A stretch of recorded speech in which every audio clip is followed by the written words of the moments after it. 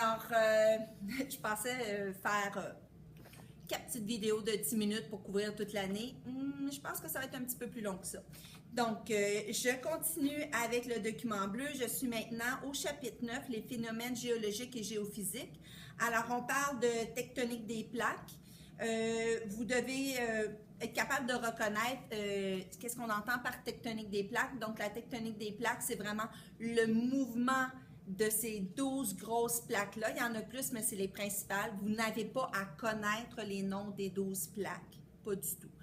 Vous devez comprendre ou savoir qu'on présume qu'il y a déjà eu un continent unique qu'on appelle la Pangée et que c'est Alfred Wegener qui a été le premier à se dire « je pense que ces petites plaques-là, ça bouge. Okay? » Maintenant, un terme important, OK?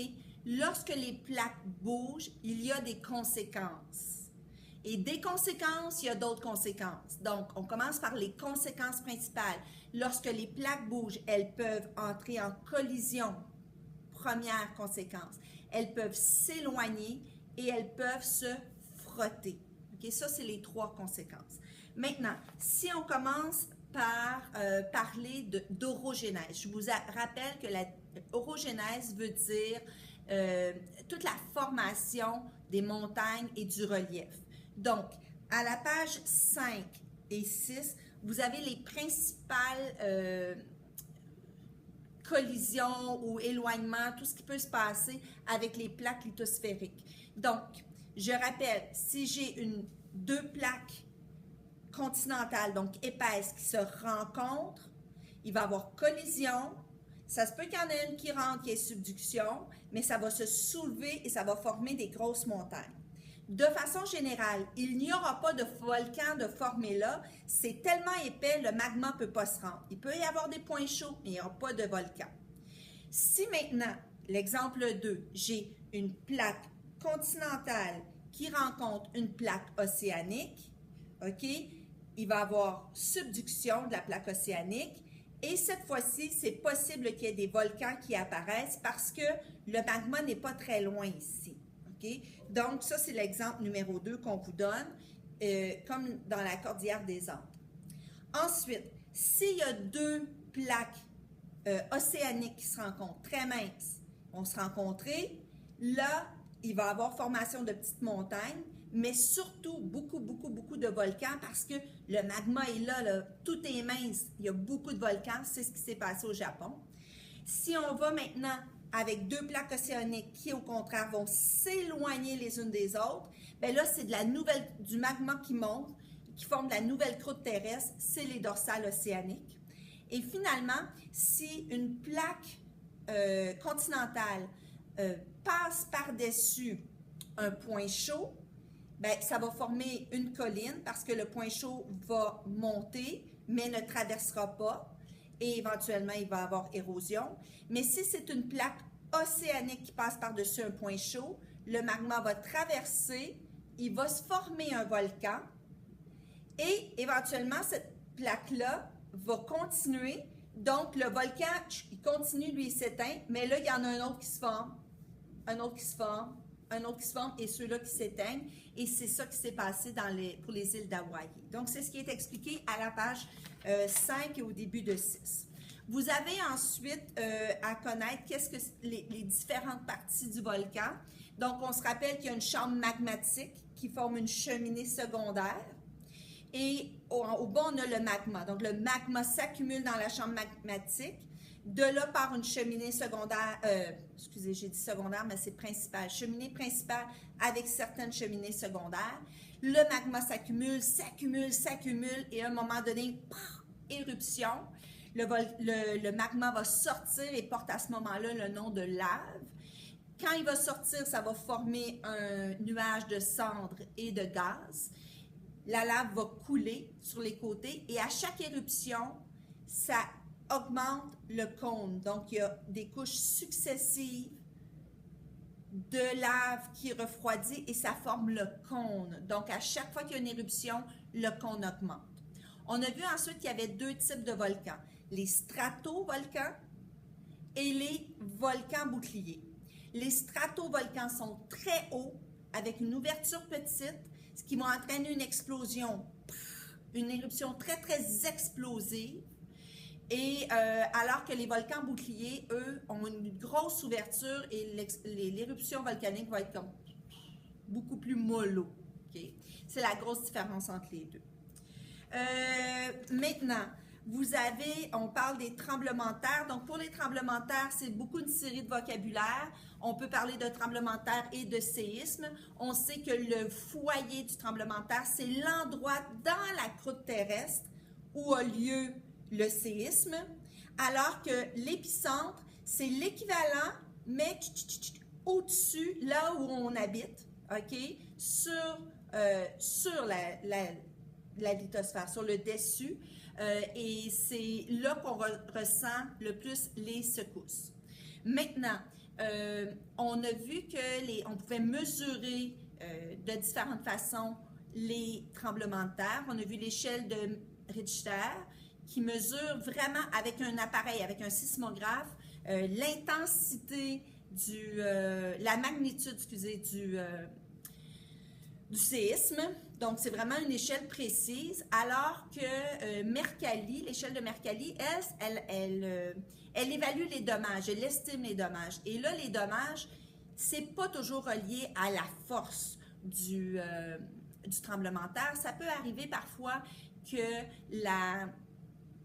on ait un tremblement de terre très fort qui cause pas beaucoup de dommages parce qu'il a lieu dans un endroit où les habitations sont solides, le sol réagit bien, les gens ont beaucoup d'argent pour se protéger et ainsi de suite, alors qu'on peut avoir un petit séisme où est-ce que c'est un pays plus pauvre, il y a une très très grande densité de population, les maisons sont pas construites adéquatement pour se protéger de ça. Donc ça va dépendre de plusieurs facteurs. On a ensuite parlé d'érosion. Okay? L'érosion, je vous rappelle, c'est l'usure de la roche, l'usure de la croûte terrestre, en fait. Et on a vu qu'il y avait 3 facteurs principaux. L'être humain, une déforestation massive, par une monoculture en très grande quantité, c'est murder pour les sols. On a vu qu'un deuxième facteur, c'était l'eau. L'eau est très puissante, elle va user le sol beaucoup, beaucoup. Et finalement, le vent aussi. Le vent qui va être capable de relever, de soulever la fine couche de sol qui n'est pas solide et qui va donc beaucoup nuire au sol, qui va le déplacer. On a vu aussi par l'eau que l'eau pouvait aussi détruire par le gel et le dégel. Une des façons de bloquer l'érosion, c'est souvent en plantant des arbres. On sait qu'au niveau des déserts, il y a eu beaucoup de programmes qui ont été faits pour planter des arbres. Comment les plantes peuvent aider? C'est que les racines vont faire 2 choses. Les racines vont avant tout tellement être entremêlées qu'elles viennent retenir le sol comme un petit filet. Et en plus, là où il y a possibilité qu'il y ait trop d'eau, bon, c'est pas le cas des déserts, là, mais là où il y a beaucoup d'eau, ces racines-là vont aussi absorber une partie de l'eau lorsqu'il y a des inondations, peu importe, parce que c'est des plantes, elles ont besoin d'eau, elles vont absorber une partie de l'eau dont l'eau pourrait causer de l'érosion. Okay? Donc ça, c'est un autre phénomène. Alors, on est maintenant rendu dans la dernière section, la section des phénomènes atmosphériques. Donc, on a parlé de lumière. On sait que la lumière voyage en ligne droite à 300 km/h. Elle ne peut pas contourner des objets, donc ça crée de l'ombre. Ensuite, si la lumière, frappe une surface blanche ou métallique réfléchissante, elle va rebondir. Si elle frappe une surface noire, elle va à ce moment-là être absorber et se transformer en énergie thermique.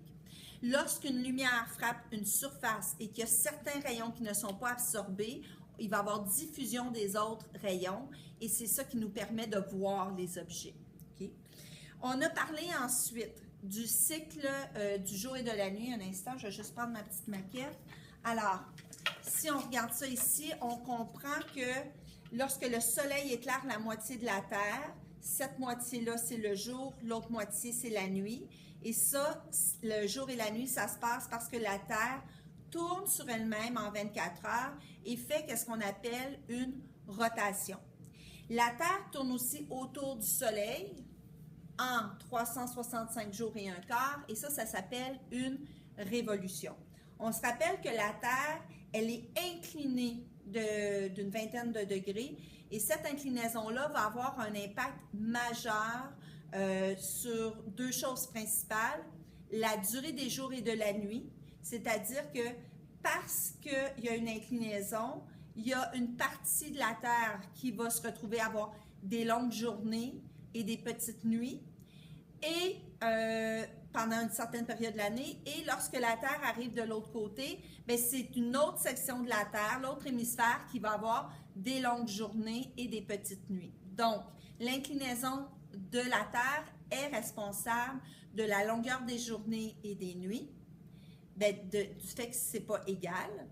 Et la deuxième chose, bien, du même coup, vu que les journées ne sont pas de la même longueur, la quantité d'énergie accumulée dans une journée n'est pas la même et la façon dont les rayons arrivent n'est pas la même, et c'est ça qui va être responsable des saisons. Alors, l'inclinaison de la Terre est responsable de deux phénomènes importants, la variation de la longueur des journées et la variation des saisons. Donc, là, vous allez devoir vraiment étudier un petit peu plus cette section-là parce que vous n'avez pas eu de petits tests sur cette partie-là. Je pense que ça a bien été expliqué en classe. Je vous rappelle que lorsque les rayons du soleil arrivent perpendiculairement, ils sont très concentrés en énergie, mais s'ils arrivent un petit peu inclinés, on se rappelle, hein, la surface est plus grande, donc les rayons sont moins inclinés. Vous devez être capable de bien visualiser sur un schéma où se passe l'été, où se passe l'hiver, dans quel hémisphère. Je vous ai donné le truc, regardez toujours le pôle. Est-ce que le pôle est dans l'ombre ou est-ce que le pôle est éclairé? Si le pôle est dans l'ombre, cet hémisphère-là, c'est l'hiver. Parce que les journées sont courtes et les rayons sont inclinés. Si le pôle est éclairé, c'est l'été, parce que les journées sont longues et les rayons sont perpendiculaires. Vous avez ensuite les phases de la Lune. On les a bien vues en classe. Je pense que ça ne me donne rien de revenir avec ça. Je vous rappelle le truc qu'on a là avec notre doigt pour voir le P ou le D. Je pense que ça aide tout le monde. Vous avez peut-être un peu de difficulté avec le terme gibbeuse. Je vous rappelle que gibbeuse veut dire presque totalement éclairée. Donc, juste avant une pleine lune et juste après une pleine lune, on a nos lunes gibbeuses. Donc, lune gibbeuse croissante ou lune gibbeuse décroissante. Et finalement, les éclipses, on se rappelle, une éclipse de soleil veut dire que le soleil disparaît, donc ça a lieu le jour. C'est l'ombre de la lune qui est toute petite, donc ça ne dure pas longtemps. C'est à un endroit spécifique sur la Terre. Il y en a 2 par année, mais à des endroits très, très spécifiques. Puis tu la vois juste de là. Alors que une éclipse de lune, il y en a 2 par année aussi. Oui, 2 par année, mais c'est l'ombre de la Terre, donc ça dure plus longtemps et tout le monde pour qui c'est la nuit va la voir. Tout le monde va la voir. Ça a toujours lieu, l'éclipse de la Lune a lieu toujours dans la pleine Lune. L'éclipse du Soleil a lieu toujours pendant une nouvelle Lune parce que c'est là que les astres sont alignés. Donc, ça complète nos vidéos pour Terre et espace. Bonne chance pour votre examen lundi et mardi et bonne chance pour votre examen de fin d'année.